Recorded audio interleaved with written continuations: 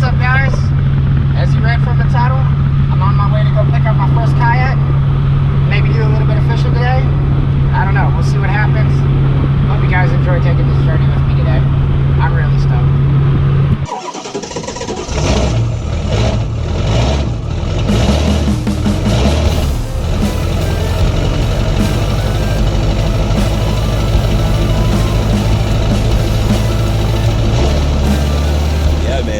It's a great boat, man. I mean, the past in 2020, I think there was 6 wins out of a Nucanoe in a national tournament. There's, I mean, it's like 20 top 10s or something like that. Yeah. There's some incredible anglers. I've met several of them. I mean, their fishing teams, top notch, man. Probably the only other closest competitor in terms of top finishes would be Hobie. Yeah. And so it's a brand new skeg plate on here. This right here, little shredded just from loading different top. Like I car top it a lot. Yeah. But these holes, like, that's nothing, man. Yeah, as long as it floats and stuff, man. I'm pretty excited now. Like, even my wife, like, she told me yesterday, she's like, all right, if you buy a canoe like Easter weekend next weekend, we're gonna go to Galveston. Yeah. And so it's gonna get like its first, like, wow. Yeah, I don't know if it's been in salt water, but I'll show you this little one I bought for my soon-to-be 5-year-old, and you can get a feel for things. But she, without the pivot drive here, she would hang out up here or even sit on the very front of it, with her legs hanging off the side. Yeah. There's actually more room than you'll need, man. Yeah, that was one thing I had seen last night. I found some video of like the Nucanoe lineup on 2019, and they were talking about like. They even some people even set this up in tandem, and I was like, you could put a seat back here on the rails, or you could actually they have like a kid seat that I've actually, when I went on the quad on this, I put a Larry chair in here instead of having this seat on the quad. I put a Larry chair in. Yeah, it fits perfectly. I just mounted it to the rails, basically, no problems at all. I mean, it's very versatile. Okay. The drives are movable, the same thumb screws as the seat itself, right? So this isn't. You're a little shorter than me, so we'll figure out how to get it going, right? Or maybe I'm just standing on taller ground. But anyways, the seat can go forward, back.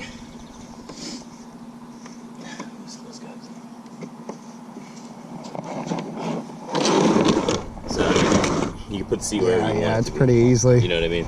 Yeah, that was another thing that I really liked, like especially like after talking to you and then looking up all the videos, like I just like the ability to just kind of move everything. I figured you'd really like it. I met a guy. Because I was always concerned about that, because most of the people with kayaks and most of the people that I've talked to, they're all like 6 foot, 200 plus pounds. Yeah. I'm like, I'm a little dude. Yeah, my buddy's 7 foot. So like, that's even more. Yeah, I'm like right at 5'8.5". So let me explain. So it's mechanical. This is what Nucanoe did. They took a paddling boat and made it a pedal boat. Yeah. So this is the love or hate it piece of it, is that all of their hardware and drive system sits on top. You know what I mean? It isn't integrated into the whole. And so that's the part where I thought it. I talked to people for 3 months before I bought this. It's like, look, I'm gonna put a motor on it, but I really want a pedal drive, because a lot of the stuff we were gonna do was gonna be pedal orientated, like high, skinny water. I understood that I needed the pedal drive. So, anyways, I researched it, and I'm going online trying to find negatives. Nobody would give me a negative. You know what I mean? Everyone's like, nah, man. It's like I take this thing through Arkansas rivers. I take this thing through everything. I take this thing through grass lakes. And I was like, so is it broken? No, it never is broken. I'm like, okay, it looks very mechanical, and so then I got it, and it is. You know what I mean? Like your steering cable's here, your rudder drive cable is here. Yeah. So that goes in here. There's it's actually more basic than my propel drive on my Native, but it's belt driven.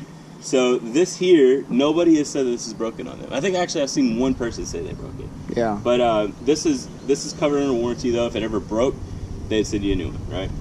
So that drive though comes through this cable to this. And I didn't really appreciate it until I got that boat, how quiet it is. There is no noise when you pedal. Yeah. And it's instant reverse as well, right? So The other thing is that, and I don't know why this is so squeaky, man. It was not the squeaky.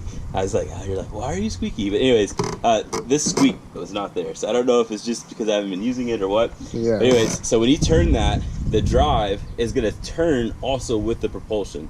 So I didn't understand how amazing that was until I got to this boat. Yeah. Toss this in. I have like a square milk crate, but I found that this is actually a little bit better. You know, you could put like what I had was a 3 tube rod holder. You could buy, it's like $20 at Academy, online even. Yeah. You could go to Shills. This is a great recommendation. Go to Shills. I think they have it for like $13. It's even cheaper. It's the same thing as what you'd buy in Academy. But anyways, so I typically had this drive pushed into here so that it held it. It rarely stayed there. Some guys would actually have their crate here, you know, and recommend putting the drive cable on top of it. Okay. I never did that.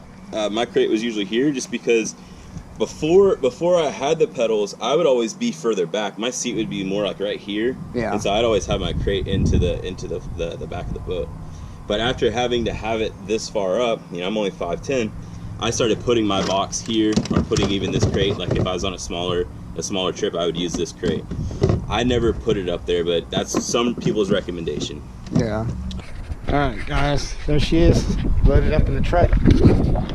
Gonna go give her a little test ride. See how this goes. As I said earlier, I'm pretty stoked. We got her strapped in. Yes, I know I have ratchet straps on here. I'm gonna do something a little bit better later down the line. But get it figured out. We're gonna go get her on the water and see how she does and do some fishing while we're at it. I'll see you guys out there. Guys, so we're about 5 or 10 minutes from the lake for me to give my first little test run of this kayak. Actually, before I buy it. So one thing that really keeps me, or I guess kept me interested in doing this deal with this guy is because he asked if it was my first kayak, which was totally awesome. He was totally transparent about everything, and I'm getting a really good deal, which I'll disclose at the end of this video.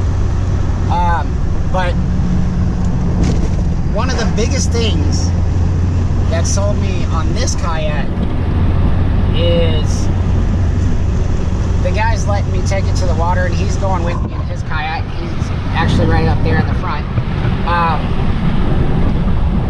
He's gonna let me get in and use it and see if kayaking's actually a thing for me before I even buy it, which is awesome. And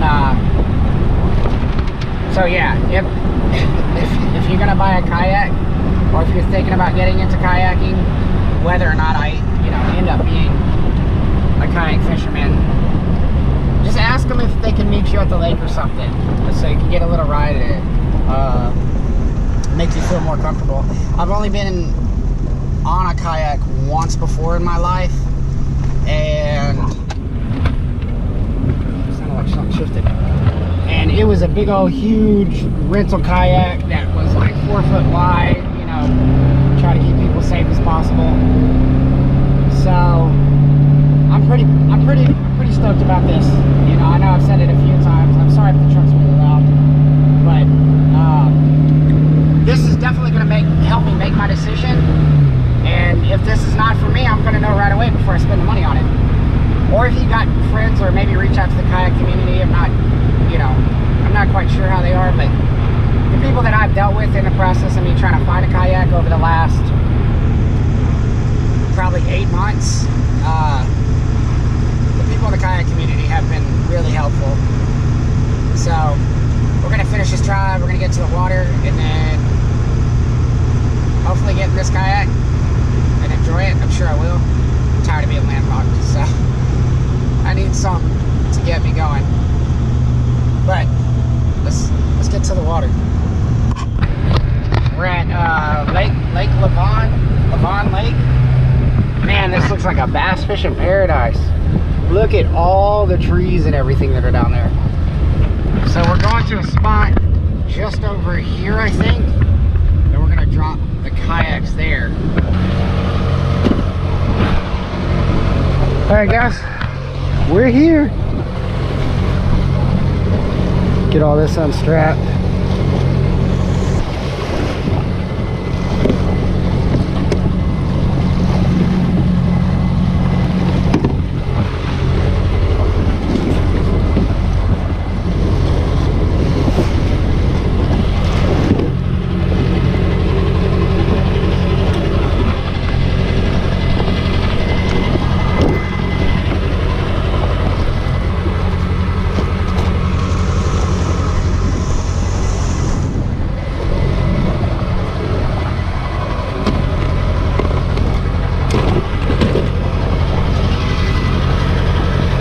I'm gonna go ahead and throw gear on here because I am gonna be doing some fishing for sure. So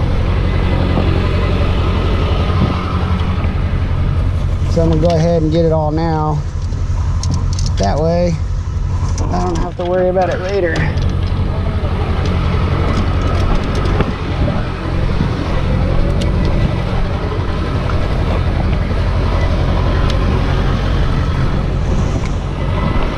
At least hopefully.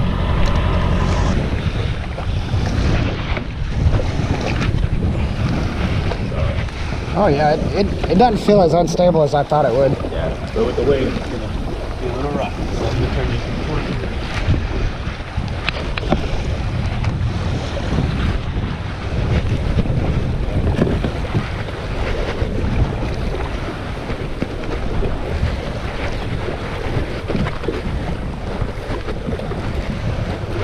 So as you can see, I bought it. Nucanoe Pursuit.